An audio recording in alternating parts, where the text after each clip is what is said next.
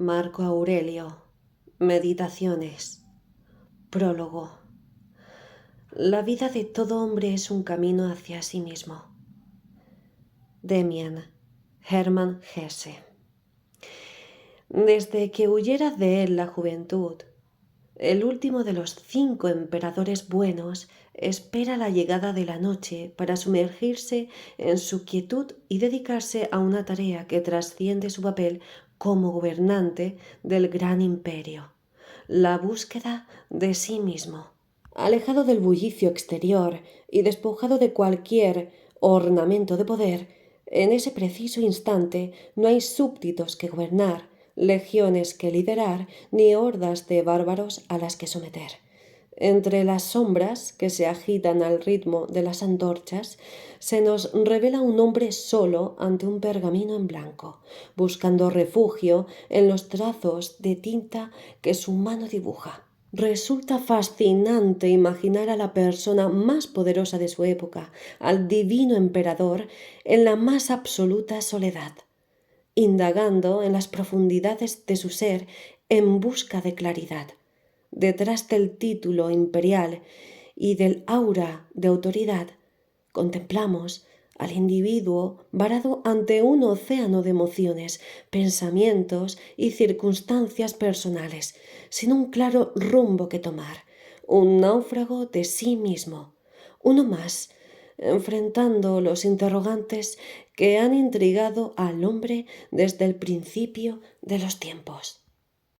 Marco Aurelio, nacido Marcus Annius Verus en el año 121 después de Cristo, ascendió al trono imperial de Roma en el año 161 después de Cristo y gobernó hasta su muerte en el 180 después de Cristo.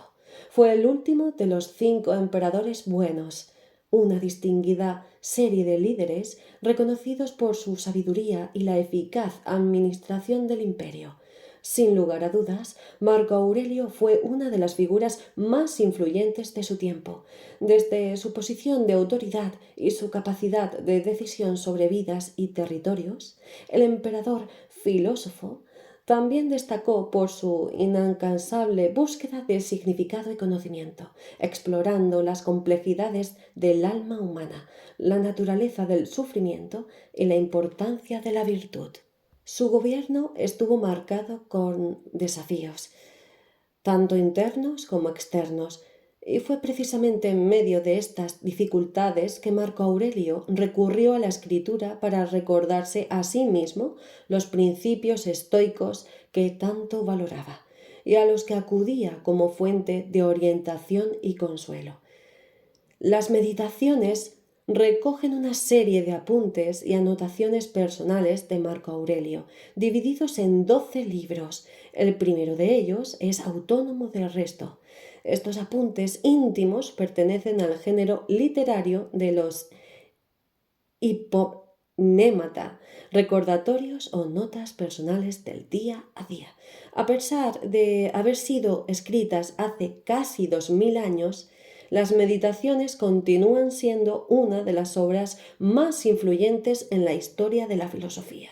Al sumergirnos en su lectura, nos embarcamos en el viaje interior de Marco Aurelio, que se entrelaza con nuestro propio viaje, compartiendo con él una experiencia común de búsqueda de significado. El lector podría preguntarse qué sentido tiene publicar una nueva versión de las meditaciones si en las librerías encontramos decenas de ellas.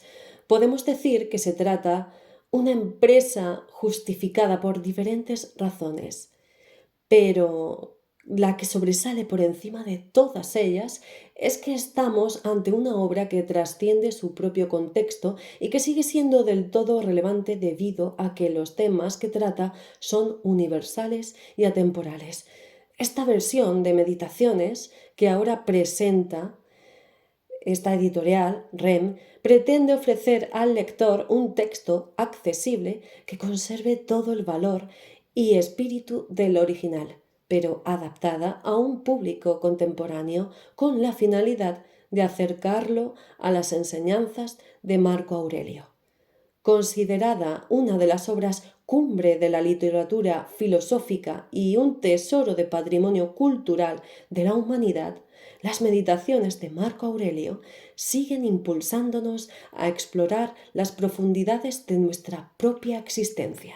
En el mundo actual, lleno de ruido y distracciones, sus palabras continúan resonando en nosotros a modo de guía, infundiéndonos coraje, compasión y la búsqueda de una vida más plena y significativa.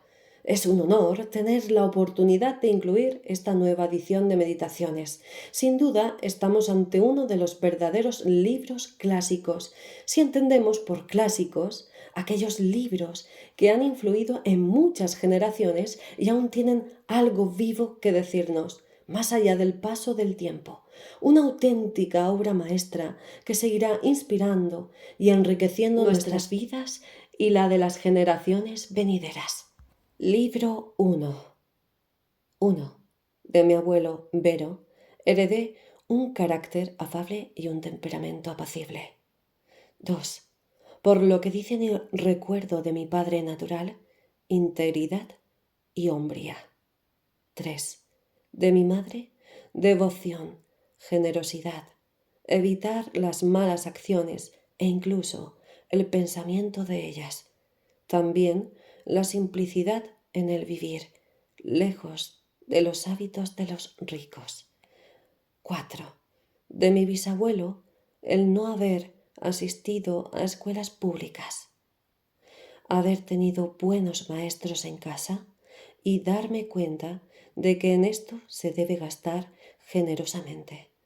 5.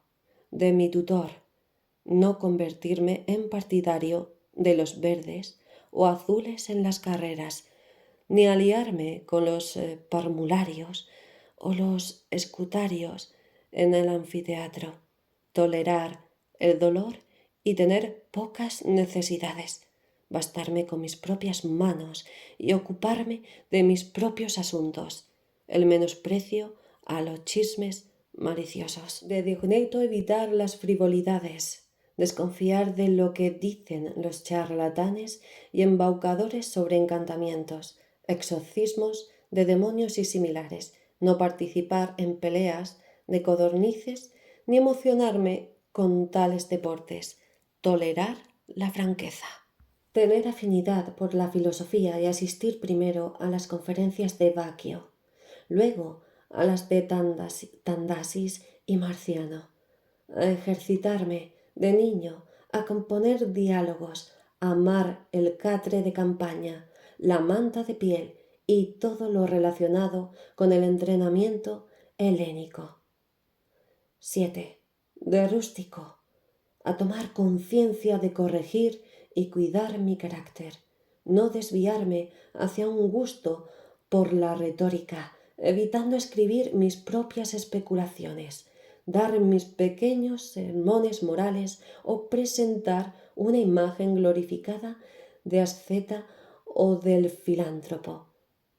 Mantenerme alejado de los discursos grandilocuentes, la versificación y el lenguaje pretencioso. No pasear por casa con vestimenta solemne, ni hacer nada similar, escribir cartas en un estilo sencillo, como la carta que él escribió a mi madre desde Sinuessa. Estar dispuesto a reconciliarme con aquellos que han tomado o dado ofensa, tan pronto como ellos mismos estén dispuestos a reconciliarse. Leer cuidadosamente, sin contentarme con mis propios pensamientos superficiales, ni aceptar rápido las opiniones de los que charlan en demasía. Haber leído los escritos de Epicteto, de los que me prestó un ejemplar que tenía en su biblioteca. 8. De Apolonio la libertad de espíritu, ignorar los azares del destino y no tener otra perspectiva, ni por un momento, que la de la razón solamente, mantenerse inmutable ante el dolor repentino, la pérdida de un hijo o una enfermedad prolongada, ver claramente, a través de su ejemplo viviente, que la misma persona puede combinar energía y relajación, no ser impaciente en la explicación, la observancia de un hombre que claramente consideraba como el menor de sus dones su experiencia y destreza en comunicar sus ideas filosóficas, aprender cómo aceptar los favores aparentes de los amigos, sin comprometerse por ellos ni rechazarlos insensiblemente. 9. De sexto, el buen ánimo y el modelo de un hogar administrado de forma patriarcal, la determinación de vivir conforme a la razón natural, la dignidad sin artificio, la preocupación solícita por los amigos, la paciencia con los ignorantes o los que opinan sin pensar, un trato agradable con todos, de modo que el placer de su conversación era mayor que cualquier halago, y su mera presencia le otorgaba el más alto respeto de los presentes, su certeza en la comprensión y método en el descubrimiento y organización de las enseñanzas elementales de la vida. No haber manifestado nunca, ni aun en apariencia, señales de cólera u otra pasión, sino ser al tiempo el más impasible y afectuoso, la alabanza sin ostentación y llevar su gran erudición sin pedantería. 10. De Alejandro el Gramático aprendí a no hacer reproches, ni interrumpir de manera crítica cuando alguien comete un error de vocabulario, sintaxis o pronunciación, sino a corregir de manera sutil la forma correcta de esa expresión particular mediante una respuesta, confirmación o discusión sobre el contenido mismo, no sobre el error, utilizando cualquier método afortunado.